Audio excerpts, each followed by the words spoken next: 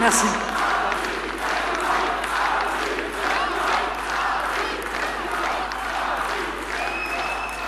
Mes chers compatriotes, de métropole, d'outre-mer et de l'étranger, chers amis, nous voici donc en 2012, réunis pour ce premier grand rendez-vous de la campagne présidentielle, cette année, l'année de tous les possibles. C'est un bonheur très sincère, mes chers amis, de partager cette galette des rois avec vous qui célèbre les rappels d'ailleurs à quel point, que l'on croit au ciel ou que l'on n'y croit pas, l'héritage chrétien marque la France. Même si quelques belles âmes, quelques bobos en déroute voudraient faire oublier cette vérité évidente.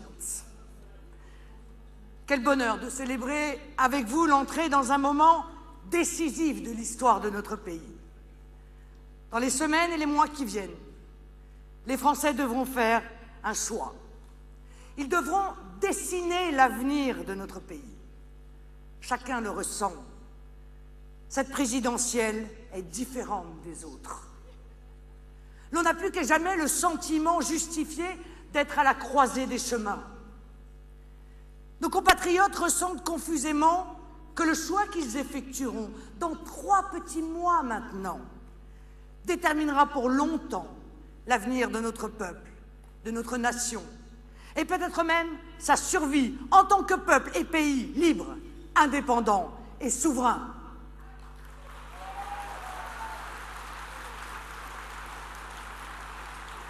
Chacun a ou va, au cours de cette campagne, prendre conscience que nous sommes face à un véritable choix de société et que celui-ci passe par un choix de modèle économique. Voulons-nous être un conglomérat d'individus égoïstes, concentrés exclusivement sur notre trajectoire personnelle, ou voulons-nous rester un peuple, fort d'une histoire, d'une culture et d'un avenir commun? Allons-nous nous soumettre à la tyrannie ultralibérale de la loi du plus fort, ou défendre notre conception patriotique de la solidarité? Allons-nous considérer l'oppression de la violence et du désordre comme une fatalité, ou se donner les moyens de rétablir les règles et l'ordre dans notre société? Allons-nous laisser nos enfants se débattre, désarmés dans cette guerre économique mondiale, ou allons-nous leur apporter la protection d'un État digne de ce nom? Allons-nous défendre notre culture, notre mode de vie, nos valeurs, notre identité, ou les laisser s'effilocher puis disparaître par faiblesse ou par égoïsme? Allons-nous nous soumettre à l'idée que les seuls qui peuvent s'en sortir sont ceux qui ont le privilège de la fortune, de la naissance, ceux dont les parents ont un réseau social ou professionnel qui leur permet d'espérer une place quelque part dans notre société? Ou allons-nous nous battre pour que chacun puisse s'élever par son courage, son talent, son mérite? Les voilà, chers amis, les grands choix qui se posent aux Français à l'aube de cette élection présidentielle. Quel est le chemin que vous voulez prendre? Je suis candidate à l'élection présidentielle, je parlerai donc directement aux Français, comme je le fais aujourd'hui, pour leur dire ce que je veux pour la France. Et ce que je lui veux, c'est le meilleur. Une France libre, forte, conquérante, digne et fière. C'est l'arracher au fatalisme. C'est la mener plus haut, au plus haut, à la place qu'elle mérite. Alors oui, mes chers amis, cette rencontre avec les Français, qui peut tout changer, qui va tout changer, j'y suis prête. J'y suis prête et je la vis comme une chance immense et un devoir impérieux. Ma vie, mon énergie sont dévuées exclusivement à être avec vous, à parler aux Français de notre pays, à les convaincre, comme le disait Bernanos, que l'espérance est un risque à courir, à les emmener sur le chemin que je dessine pour le retour de la France.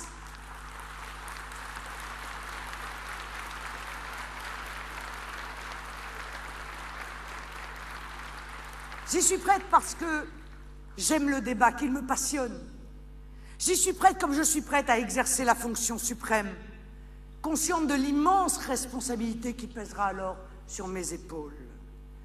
La responsabilité de redresser la France, de l'arracher au fatalisme de notre France, abandonnée, méprisée, heurtée, brutalisée par des décennies de renoncement et une crise qui n'en finit plus de la ravager. Oui, la campagne s'ouvre, mes chers amis. Elle sera décisive et enthousiasmante. Elle sera l'occasion de tout changer, de renouer enfin avec l'espoir. Et cette campagne, vous l'avez remarqué avec moi, elle a démarré. En effet, comme c'était prévisible, le grand concerto a commencé. Les professionnels des campagnes électorales ont ressorti leur instrument favori, le pipeau.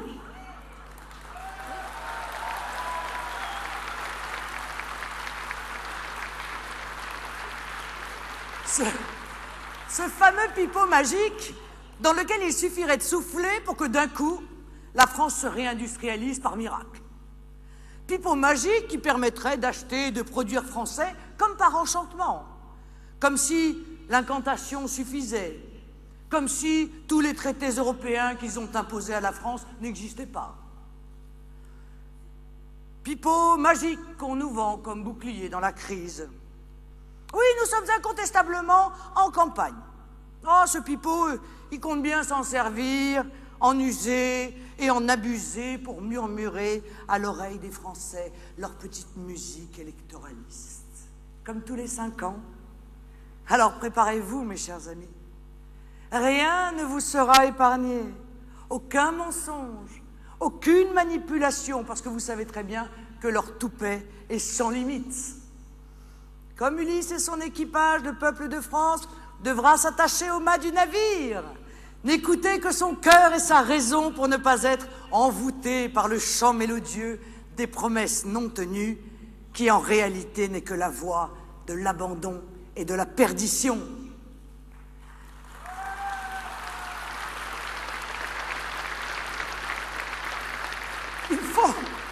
Il faut pour s'en convaincre regarder Nicolas Sarkozy se jeter sur les 600 ans de la naissance de Jeanne d'Arc qu'il n'a jamais célébrée,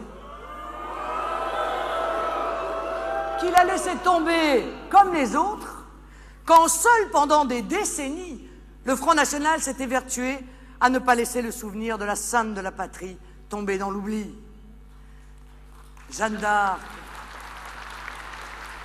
qui laissait sans vergogne de récupérer à des fins purement électoralistes, alors même qu'il en trahit chaque jour le combat patriote, le symbole de résistance et d'indépendance nationale. Jeanne d'Arc en Lorraine le matin, mais Bruxelles l'après-midi, pour se coucher une nouvelle fois devant les injonctions d'un commissaire européen non élu.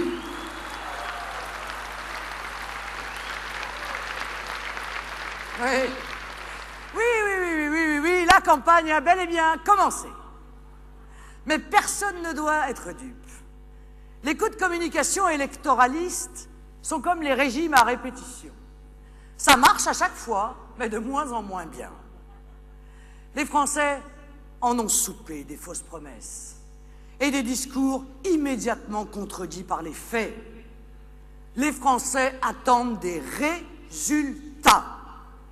Et il faut admettre, ensemble, qu'en tout domaine, ceux-ci sont pitoyables.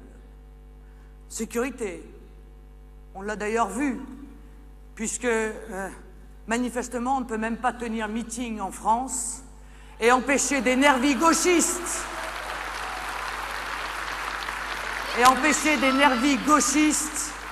les milices de l'extrême gauche, de venir commettre leur violence sur nos militants, sur les Français qui veulent venir nous entendre et même sur les représentants de la presse.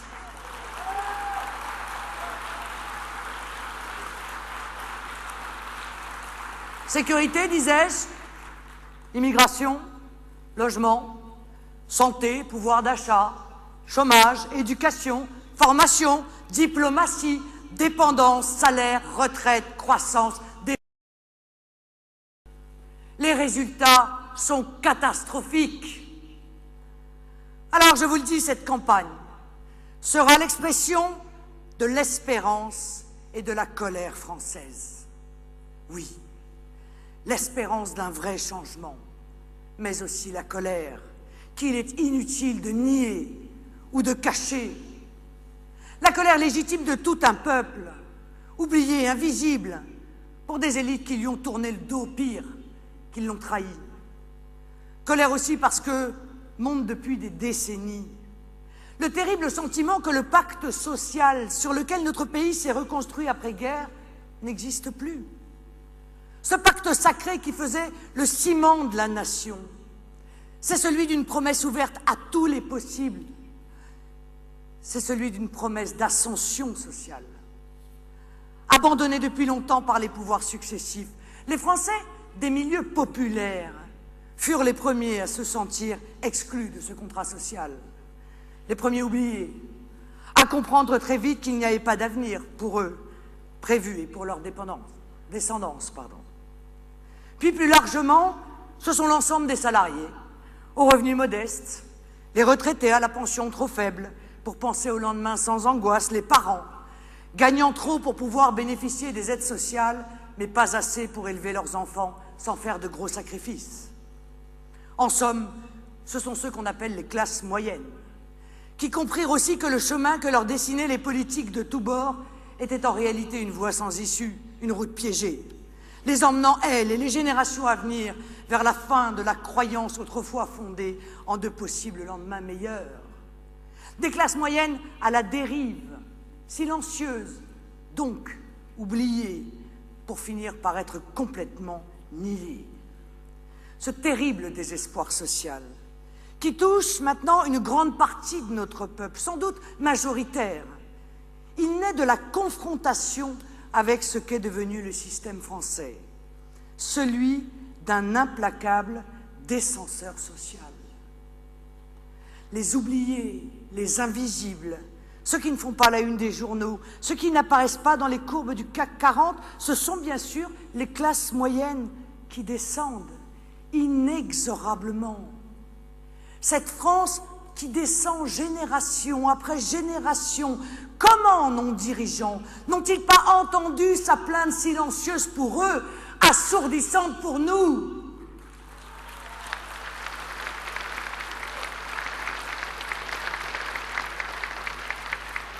Mes amis, cette réalité désolante, c'est celle que l'on ressent dans des millions de familles françaises. L'ascenseur social est en train de mourir. On vit moins bien que ses parents à son âge. Et on craint, on redoute, on pressent souvent que ses enfants vivront encore plus durement. Il est plus difficile d'être jeune aujourd'hui qu'hier. Plus difficile d'être salarié aujourd'hui qu'hier. Plus difficile d'être parent aujourd'hui qu'hier. Plus difficile d'être retraité. Plus difficile d'être petit patron, plus difficile. Beaucoup de signes montrent que cette impression colle à la réalité, une réalité tenace. Le pouvoir d'achat recule pour beaucoup de nos compatriotes. Les salaires et les pensions sont aujourd'hui souvent ridiculement faibles face aux dépenses du foyer qui grimpent, eux, en flèche. La rémunération du travail, donc de l'effort, a chuté au profit de celle du capital, de la rente. Le chômage n'a bien sûr pas cessé de progresser jusqu'à concerner aujourd'hui une part démesurée de nos jeunes, y compris diplômés. Parmi nos jeunes, 1 sur 4 est au chômage, un record d'Europe. Mais comment peut-on l'accepter? Comment peut-on le tolérer? Combien de parents, de nos jours, angoissent en pensant à l'avenir de leurs enfants? Combien de grands-parents tremblent en voyant leurs petits-enfants échouer à intégrer le marché du travail, à accéder au logement, à parvenir à vivre sans les subsides de la solidarité familiale, bien souvent le dernier, mais indispensable recours. Le descenseur social qui touche ces millions de familles françaises ne se mesure pas qu'à ces réalités bien tangibles. Il est aussi intensément vécu par les classes moyennes dans l'industrie, dans la fonction publique, dans les services, dans les bureaux, à la retraite, qui perçoivent très bien que les piliers de l'ascension sociale, les rouages fondamentaux de notre contrat social ne remplissent plus leur rôle, qu'ils jouent désormais le rôle inverse de celui qu'ils étaient censés jouer.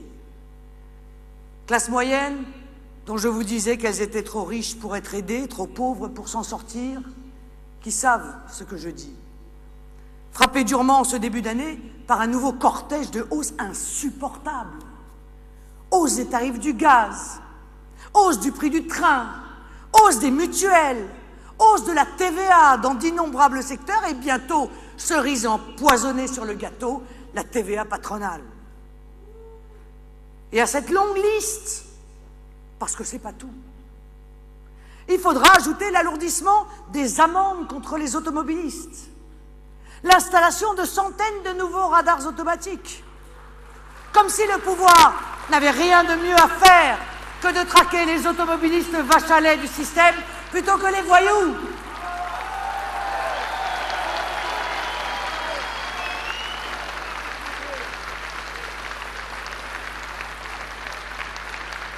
Mais qu'on laisse un peu tranquille l'automobiliste. Vous le savez, je suis favorable à la suppression du permis à points et à la fin du tout radar.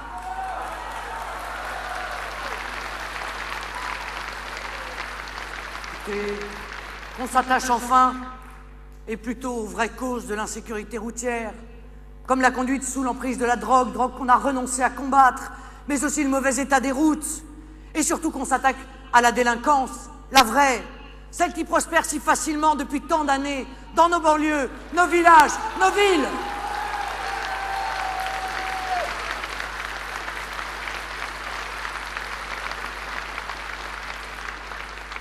Classe moyenne accablée donc, et victime du descenseur social, victime de la lente disparition du mérite républicain, un principe aujourd'hui presque anachronique dans notre société. Combien croient encore que l'effort qui mène à une bonne qualification, à un bon diplôme, sera récompensé par une entrée relativement facile sur le marché du travail, un salaire décent et une perspective de carrière raisonnable. L'école n'est plus ce tremplin qui permettait autrefois de s'élever dans la société, qui récompensait jadis les sacrifices des parents et les efforts de l'enfant par une intégration réussie, par la perspective d'un progrès social de génération en génération. Voilà pourquoi mon projet insiste tant sur le redressement de l'école républicaine, le relèvement des exigences, l'obligation des méthodes classiques d'enseignement, le respect et l'autorité du maître.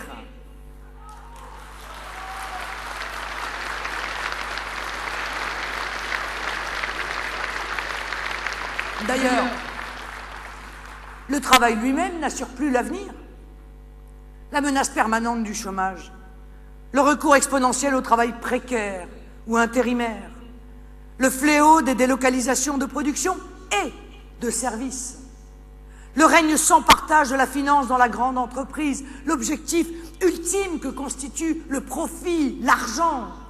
Toutes ces évolutions bien réelles et durement vécues par les Français font que c'est un sentiment permanent d'insécurité qui mine les foyers. Et que dire de cette pression écrasante, sans cesse exercée sur les salaires, sur les revenus du travail, alors qu'en haut, parmi les amis du pouvoir, les puissances d'argent, celles qui vivent de leur rente, on s'enrichit en permanence. Écoutez, que dire de cette révélation que les actionnaires et les patrons du CAC 40 ont vu leurs dividendes et rémunérations augmenter de 30% durant le mandat de Nicolas Sarkozy, alors même que celui-ci explique aux Français qu'ils doivent faire des sacrifices encore et encore.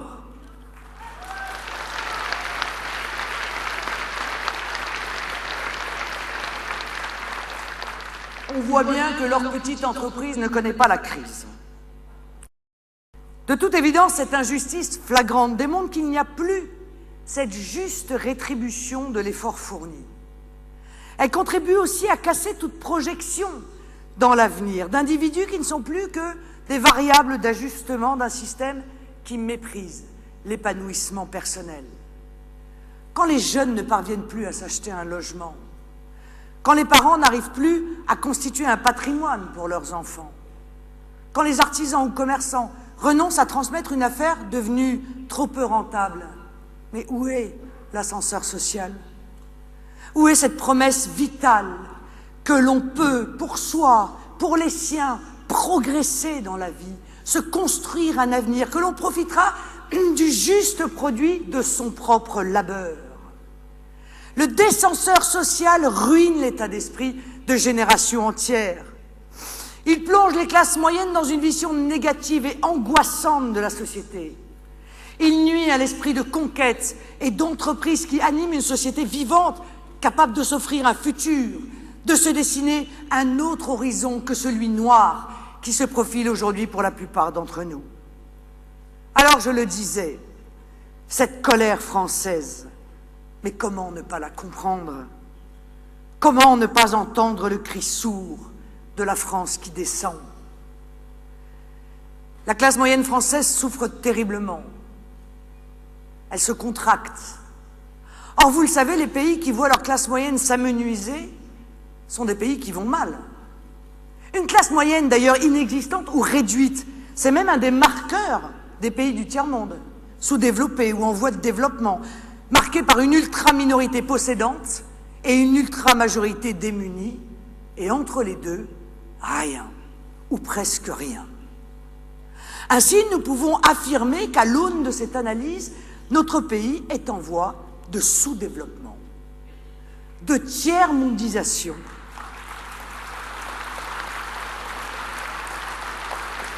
Et notre futur est à nos portes. Regardons la Grèce. Pour sauver à tout prix un euro condamné et des banques rapaces, celle-ci est en train de voir disparaître sa classe moyenne. Le douloureux renflouement de la monnaie unique l'a très brutalement ramené à l'état de pays sous-développé. Eh bien, la France ne doit pas, ne peut pas se laisser aspirer dans cette spirale négative qui a déjà largement commencé.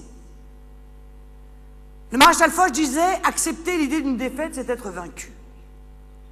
La caste, sans le dire, a accepté et signé la défaite. Elle est vaincue par son propre renoncement. Pas moi, pas nous.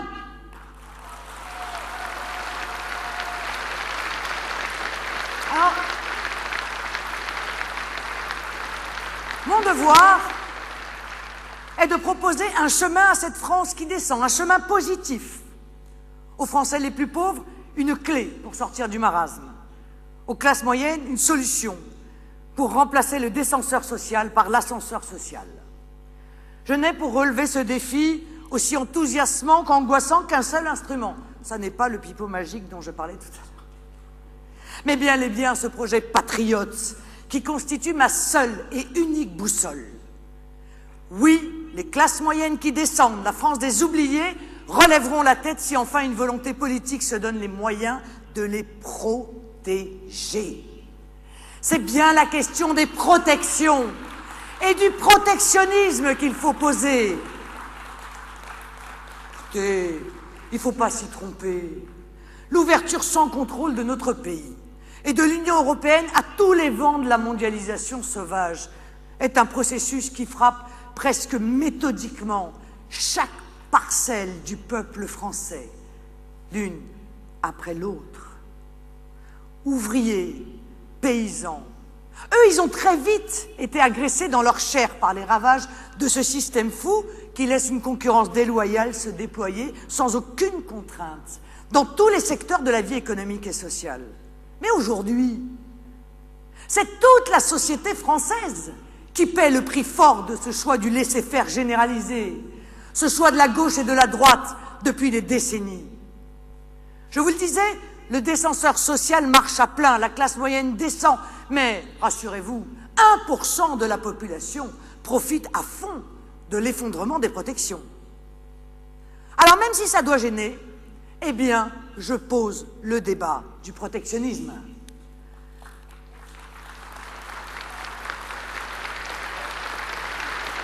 Protectionnisme économique, à travers des normes plus strictes pour les produits et les services qu'on importe en France, des quotas d'importation et des droits de douane ciblés vis-à-vis des pays qui ne respectent pas les règles du jeu.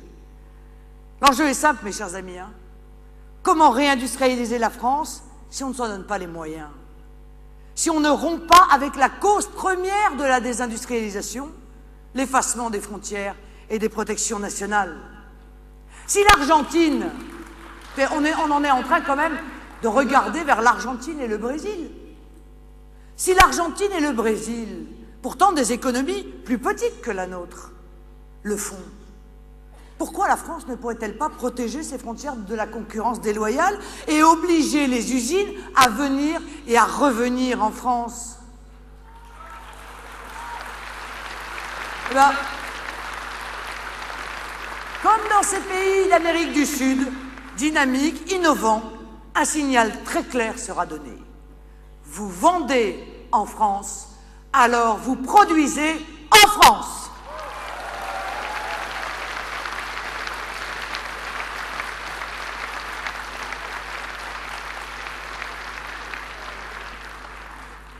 Mais je sais bien que pour ça, il faudra prendre des mesures.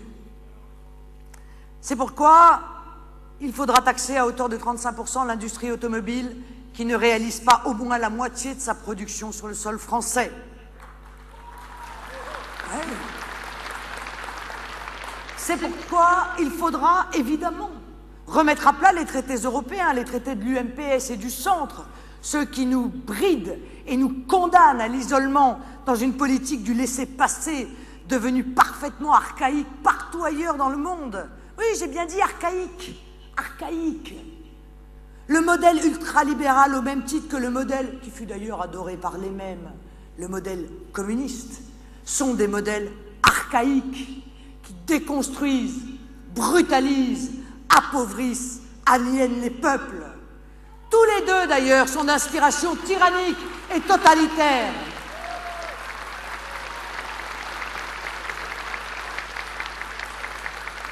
La réindustrialisation et l'emploi ne sont pas que des mots. Il n'y a qu'une volonté clairement affichée et des objectifs précisément définis qui permettront de les atteindre. Et quand je pose concrètement la question du protectionnisme, du patriotisme économique, mais je la pose à l'ensemble des Français. Les protections aux frontières nationales concerneront également ces innombrables activités de service qu'on délocalise aujourd'hui à l'étranger. Bien des Français ne le savent pas, jetant au chômage des cohortes de jeunes, d'ingénieurs, des seniors. Mais comment l'État a-t-il pu laisser la SNCF, entreprise publique, délocaliser une partie de ses services informatiques en Inde?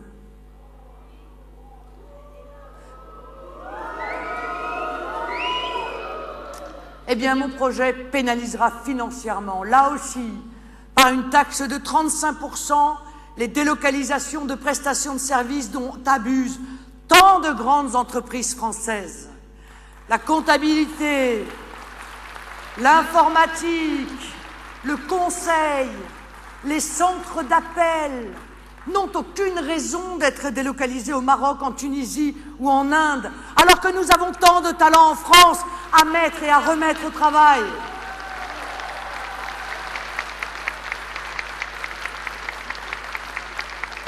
Tant de talents qui veulent participer activement à la vie de la nation et à son rayonnement. Le protectionnisme économique et social que je propose face au consensus de la caste est la seule solution qui soit, en même temps adaptée à notre temps et donc moderne, mais aussi efficace et juste. Je pose le débat du protectionnisme et j'attends que les joueurs de pipeau posent leurs instruments pour me répondre.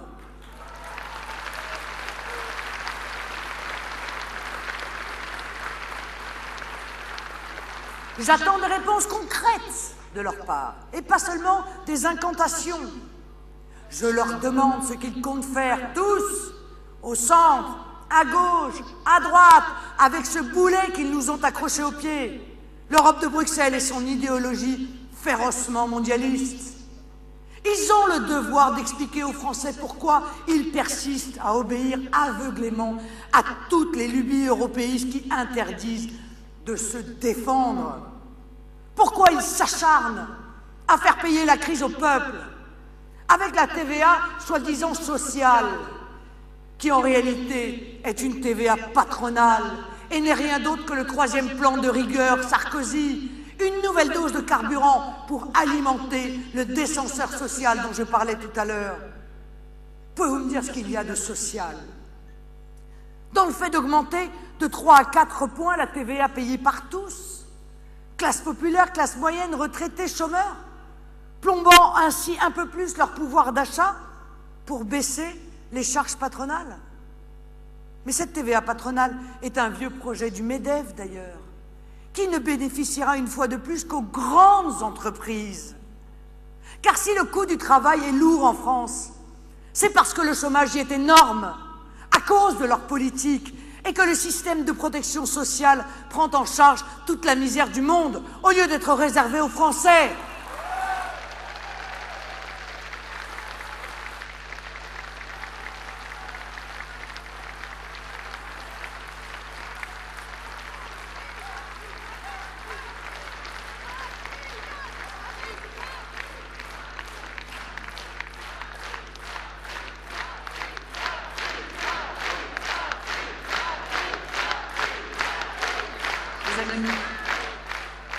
Ce que demandent les PME-PMI, qui sont seuls susceptibles de créer l'emploi dans notre pays, c'est d'être protégés de la concurrence déloyale par des protections aux frontières. Les entrepreneurs savent très bien que même si on supprimait toutes les charges patronales demain, ils seraient toujours dans l'incapacité d'être compétitifs face à des entreprises étrangères qui versent des salaires 10 fois inférieurs aux nôtres, qui font travailler les enfants de 5 ans, qui ne respectent aucune règle de sécurité, aucune norme environnementale. Le seul moyen de retrouver la capacité de lutter économiquement, de se défendre, c'est d'abandonner cette monnaie surévaluée qu'est l'euro et de mettre en place des protections douanières. Oui, des protections contre le descenseur social, le protectionnisme contre le descenseur social. Voilà ce que je propose très concrètement à la France. Protection pour faire de la France une nation conquérante, ambitieuse, créative. Des protections pour remettre la France au travail, dans les usines, dans les bureaux, pour que l'école bleue et l'école blanc retrouvent foi en l'avenir et croient à un chemin possible pour leurs enfants. Voilà la route que je dessine pour que classe populaire, classe moyenne, ensemble, passent de la colère à l'espérance. Avoir un travail, c'est donc évidemment essentiel. Mais on n'a pas de travail si l'on n'a pas aussi un toit sur la tête. Il faut donc aussi se poser la question du logement, une autre immense inquiétude de nos concitoyens. L'autre préoccupation essentielle de la France des oubliés. Là aussi, l'État a renoncé à son rôle de protecteur. Et là aussi, le descenseur social fonctionne à plein. Et là encore, il n'y a pas de fatalité. L'accès au logement, et chaque fois que c'est possible à la propriété, est un droit essentiel du citoyen. Vivre la peur au ventre, de ne pas pouvoir payer les mensualités du prêt immobilier que l'on a contracté et de se voir reprendre sa maison et jeter à la rue. Vivre avec la trouille, de ne pas pouvoir payer son loyer et de risquer l'expulsion et celle de sa famille. Être dans l'incapacité de louer un bien parce que son salaire est trop bas ou précaire ou partiel n'est plus supportable. Il faut donc d'abord avoir le courage de poser la question de l'accès au logement social et la question de la priorité nationale dans l'habitat social.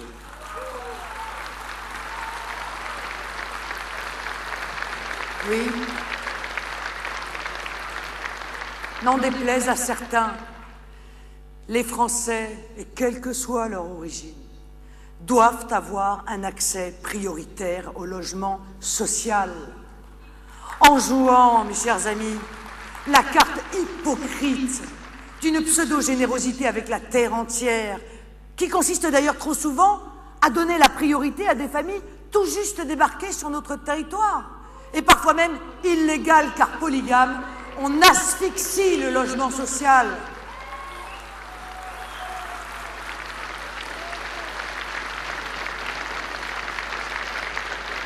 La France n'hébergera pas le monde entier.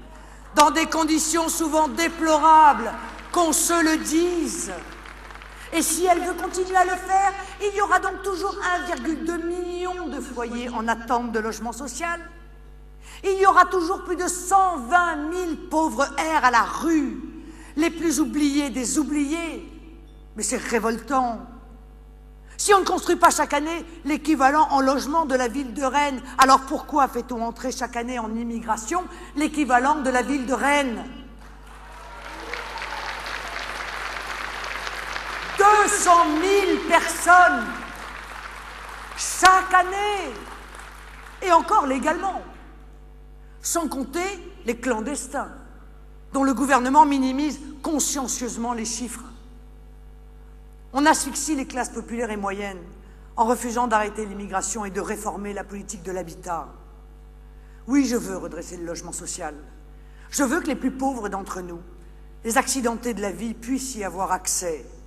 Et pour cela, il n'y a pas d'autre solution que de poser cette règle de justice qu'est la priorité nationale, la règle qui veut que les Français soient premiers servis dans leur pays.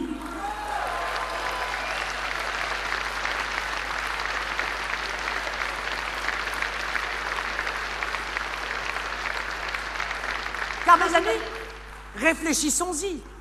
La priorité nationale n'est rien d'autre qu'un protectionnisme social, n'est rien d'autre qu'un patriotisme social. Et vous percevez là toute la cohérence de mon projet présidentiel. Protectionnisme économique et protectionnisme social. Patriotisme économique et patriotisme social pour inverser le descenseur social, pour permettre à la France qui descend, aux classes moyennes qui descendent, aux plus pauvres tout en bas, aux plus âgés délaissés, de se relever, de partir en avant, de donner une chance à leurs enfants. Dans le même temps que j'instaurerai le protectionnisme social pour le logement social, je ferai aussi réaliser un audit sur les conditions d'occupation actuelles de ces logements, qui sont notre patrimoine. Ces logements sociaux qui ont été construits grâce à la sueur, au travail, au sacrifice de nos parents, de nos grands-parents, de nos arrière-grands-parents. Je refuse les abus et je les combattrai, parce qu'ils sont l'injustice même et l'aggravation des inégalités. Je poserai aussi le principe de responsabilité. En cas de dégradation d'un logement social, les sanctions devront être plus lourdes et l'expulsion plus rapide, parce qu'il est inadmissible qu'on souille le bien public, qu'on dégrade ce que la communauté nationale vous paie. Et évidemment, le logement social en fait partie. Oui, on aide mieux quand on est exigeant. Cette règle fondamentale, je la poserai partout comme principe. Les aides au logement seront concernées, bien sûr, par cette réforme de fond. Il faut simplifier un système d'aide qui, aujourd'hui, est particulièrement opaque et le recentrer sur ceux qui doivent naturellement en être les premiers bénéficiaires dans le cadre du protectionnisme social. Je pense aux familles nombreuses. Je pense aux femmes élevant seules leurs enfants, aux étudiants, aux jeunes travailleurs, à nos seniors prématurément jetés du marché du travail, aux personnes âgées, isolées et aux personnes handicapées. Je ne supporte pas l'injustice. Et dans le logement, elle est trop souvent criante. Voilà pourquoi je veux la combattre et m'en donner les moyens. Quant à l'accession à la propriété, elle est une question philosophique importante. Nous croyons à la propriété. Et nous la souhaitons pour chacun d'entre nous, même pour le plus petit d'entre nous, aujourd'hui oublié. L'accession à la propriété doit être dynamisée en incitant fiscalement à la création de logements neufs, en mettant en place aussi un chèque premier logement, qui sera un crédit d'impôt pour les jeunes accédant pour la première fois à la propriété. Moi, je crois beaucoup à ce coup de pouce essentiel que représenta le chèque premier logement. Et j'en ferai un point central de ma politique du logement. Nous n'avons pas le droit de baisser les bras. Le logement est une priorité assumée de mon projet présidentiel et je compte bien entreprendre pour gagner cette bataille du logement. Voilà toute une gamme de mesures qui s'inscrivent dans la même dynamique et qui visent le même résultat. Redresser la France qui descend. Donner des raisons d'espérer à nos classes moyennes, à nos jeunes, qui auront demain la lourde tâche de mener notre pays vers son glorieux destin. Mes chers compatriotes, trop de déceptions, trop de souffrances, engendrées par des promesses de campagne sans lendemain, des promesses de campagne insincères et lâches, ont éloigné trop de nos compatriotes de la politique avec un grand P. Je suis la seule candidate à avoir un projet présidentiel détaillé pour la France, à avoir le courage de l'exposer en toute transparence, à avoir un projet qui ne laisse aucun secteur de la vie sociale à l'écart. Quand les autres se chamaillent à coups d'insultes dignes d'une cour de récréation, pauvre con contre sale mec, j'avance.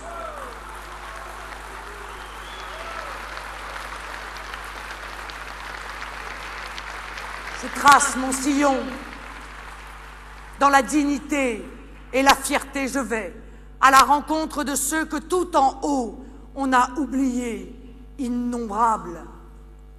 Au plus profond de mon cœur, je sais que la France éternelle nous appelle, nous attend. Je sais que la France attend son heure, l'heure de sa renaissance. Je perçois furieusement son désir, son besoin de porter à sa tête des hommes et des femmes qui l'aiment profondément, qui lui seront pleinement dévoués. Je le sais au plus profond de mon âme, et je mènerai ces hommes et ces femmes au service de leur patrie. La France a un bel et long avenir devant elle. Il y a de la place pour toutes les filles et tous les fils de France. Aidez-moi, suivez-moi. Avec Émile Zola, crions que la vérité est en marche et que rien ne peut plus l'arrêter. Laissez parler votre raison, écoutez votre cœur gonflé d'amour pour notre pays et venez vous battre pour la France avec moi, de toutes vos forces, de toute votre âme. Vive la République, vive la France!